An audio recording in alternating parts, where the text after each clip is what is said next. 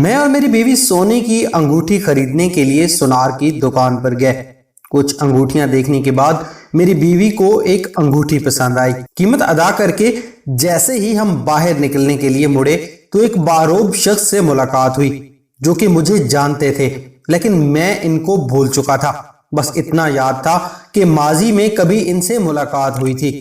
یہ صاحب بڑی گرم جوشی سے میرے گلے ملے اور سوالیہ نظروں سے پوچھنے لگے، بیٹا لگتا ہے پہچاننے کی کوشش کر رہے ہیں آپ۔ میں نے کہا معذرت کے ساتھ، آپ کا چہرہ جانا پہچانا لگ رہا ہے، لیکن یاد نہیں آ رہا کہ آپ سے کب ملاقات ہوئی تھی۔ وہ تھوڑا سا مسکرائے اور کہنے لگے، میرا نام اقبال ہے، ویسے لوگ مجھے بڑا بھائی کہتے ہیں۔ آج سے چند سال قبل آپ اپنی فیملی کے ساتھ ہمارے گھر آئے تھے، گلبرگ میں ہمارا گھر ہے، شاید آپ کو یاد آ گیا ہو۔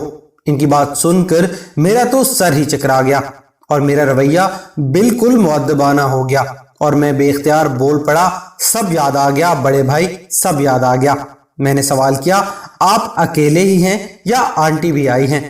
بڑے بھائی نے جواب دیا، جی آنٹی بھی آئی ہیں اور دوسرے بھائی بھی آئے ہیں، وہ بیٹھے ہیں، آپ ان سے مل سکتے ہیں۔ ایک سائڈ پر دیکھا تو آنٹی برقع پہنے بیٹھی تھی اور ساتھ میں ہی دوسرے بھائی بھی کھڑے چہرے پر مسکراہٹ سجائے میری طرف دیکھ رہے تھے۔ میں نے اپنی بیگم کو کہا کہ آنٹی کو سلام کرو اور بعد میں ان کا تعارف کرواتا ہوں۔ میری بیگم گئی، آنٹی کو سلام کیا تو آنٹی نے بہت ہی اچھے طریقے سے میری بیوی کے سر پر ہاتھ پھیرا اور پھر بہت ہی پیارے انداز میں میری بیوی کو دعائیں دی۔ میں نے آنٹی کو بتلایا کہ یہ میری بیوی ہے اور یہ میرا 3 سال کا بیٹا ہے۔ آنٹی بہت خوش ہوئی اور اپنے بیٹے کی طرف آنکھوں ہی آنکھوں میں اشارہ کیا، جس نے میرے بیٹے کی جیب میں 1000 کا نوٹ ڈال دیا۔ میں نے بہت اصرار کیا کہ یہ غلط ہے، لیکن آنٹی نہ مانی۔ کچھ ادھر ادھر کی باتوں کے بعد میں نے آنٹی سے آنے کا مقصد پوچھا تو آنٹی کہنے لگیں کہ اللہ نے میری بیٹی کو بیٹے کی نعمت سے نوازا ہے، اس لیے بیٹی کے لیے اور ان کے اہل خانہ کے لیے کچھ تحائف خریدنے آئے ہیں۔ میں نے پوچھا، آنٹی کون سی بیٹی؟ آپ کی تو تمام بیٹیاں شادی شدہ تھیں اور صرف ایک کنواری تھی جس کے رشتہ کے لیے ہم لوگ آئے تھے، اور آپ لوگوں نے کہا تھا کہ ابھی 5 یا 10 سال تک شادی کا کوئی پروگرام نہیں ہے۔ حالانکہ مجھے حیرانگی ہوئی تھی کہ گھر پر رشتے کے لیے بلوا کر پھر کہہ دینا کہ 5 یا 10 سال تک شادی کا کوئی پروگرام نہیں، کتنی غلط بات ہے۔ آنٹی کو جیسے ایک جھٹکا لگا، لیکن وہ ایک سمجھدار خاتون تھی، فوراً ہی سمجھ گئیں کہ بات کچھ اور ہے۔ پوچھنے لگی کہ یہ بات آپ کو کس نے کہی تھی؟ میں نے کہا والد صاحب نے کہا تھا۔ تو وہ کہنے لگی نہیں، بات دراصل کچھ اور تھی، لیکن آپ کے والد صاحب نے آپ کا پردہ رکھا تھا۔ میرے اندر ایک تجسس پیدا ہو گیا کہ والد صاحب ہم سے کیسے غلط بیانی کر سکتے ہیں، اور میرے والد صاحب نے کبھی بھی جھوٹ نہیں بولا تھا۔ آنٹی نے اپنے بیٹوں کو کہا کہ مجھے میرے بیٹے کے ساتھ اکیلا چھوڑ دیں، اور میں نے بھی اپنی بیگم کو کہا کہ تم تھوڑا سا وقت مجھے دو اور بچے کو کچھ کھلاؤ پلاؤ۔ آنٹی کہنے لگی، بیٹا جس دن تم اور تمہارے اہل خانہ ہمارے گھر ہماری بیٹی کا رشتہ لینے آئے تھے، میں نے اسی دن تمہارے رشتے سے انکار کر دیا تھا، جو کہ شاید تمہارے والدین نے تمہیں نہیں بتایا۔ تم ایک پڑھے لکھے اور معاشرے میں ایک کامیاب شخص ثابت ہو سکتے ہو، مجھے پہلے ہی علم تھا اور مجھے مکمل یقین تھا کہ میری بیٹی کو بھی تم خوش رکھو گے۔ لیکن نئے لوگوں سے رشتہ جوڑنے کے لیے صرف لڑکے کو ہی نہیں دیکھا جاتا، بلکہ اس کے مکمل خاندان کو دیکھا جاتا ہے، کیونکہ ہم نے مستقبل میں آپس میں میل جول رکھنا ہوتا ہے۔ اس لیے لڑکے یا لڑکی کے گھرانے والوں کو دیکھ کر مستقبل کا تعین کیا جاتا ہے کہ یہ گھرانہ مستقبل میں کتنا کامیاب رشتہ نبھا سکتا ہے، کیونکہ زندگی میں اتار چڑھاؤ آتے رہتے ہیں اور ان حالات میں ہم کو کسی اپنے کی ضرورت ہوتی ہے۔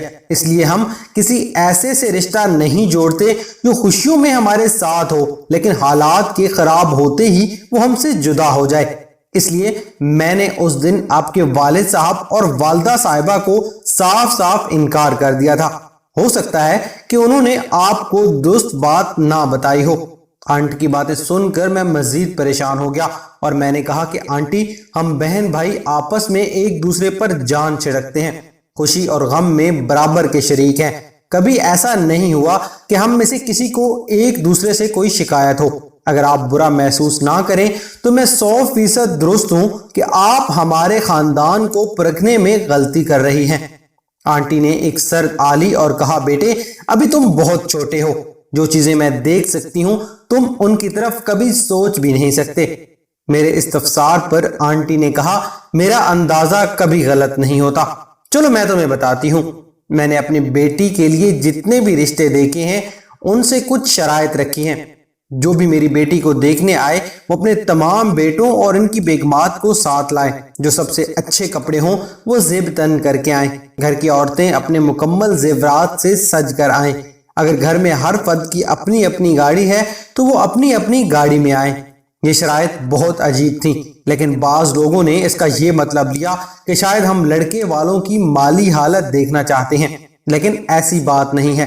अब जब आपके अहले खाना हमारे घर तशरीफ लाए थे तो मैंने सबसे पहले तुम्हारे दोनों भाइयों की गाड़ियां देखी, जो कि कदरे महंगी थीं, मगर तुम्हारे वालिद साहब की गाड़ी की मालियत उतनी नहीं थी जितनी तुम्हारे दोनों भाइयों की गाड़ियों की कीमत थी।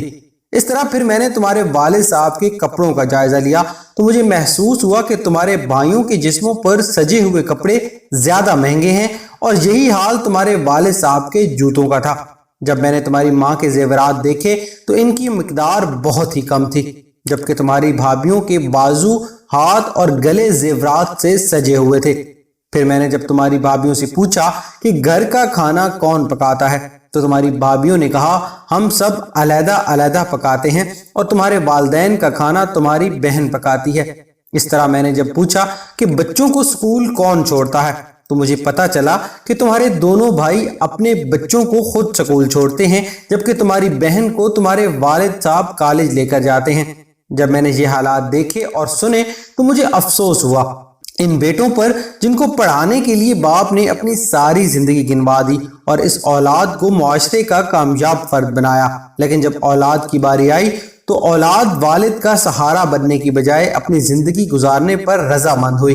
तुम्हारे बाप ने तुम्हारे लिए भूख व अफलास भी देखा होगा, पैदल सफर भी किया होगा, तुम्हारे मुंह में निवाला डालने के लिए भूख भी बर्दाश्त की होगी, तुम्हें अच्छा पहनाने के लिए खुद 2-3 साल एक ही जोड़े में गुजारे होंगे।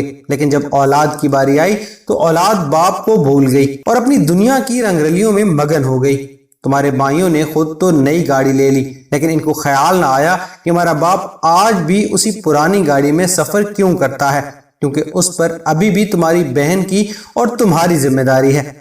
इसका भी दिल करता होगा नए जूते और नए कपड़े पहनने को, लेकिन हो सकता है उसकी जेब इस चीज की इजाजत ना देती हो। लेकिन तुम्हारे भाइयों की जेब तो इजाजत देती थी कि अपने बाप के लिए अच्छा लिबास, अच्छा जूता पहले खरीदते और अपने लिए बाद में, क्योंकि ये रवैया तुम्हारे बाप का था। जब भी इसने कोई चीज खरीदनी चाहिए पहले अपनी औलाद का ख्याल किया, बाद में अपना सोचा।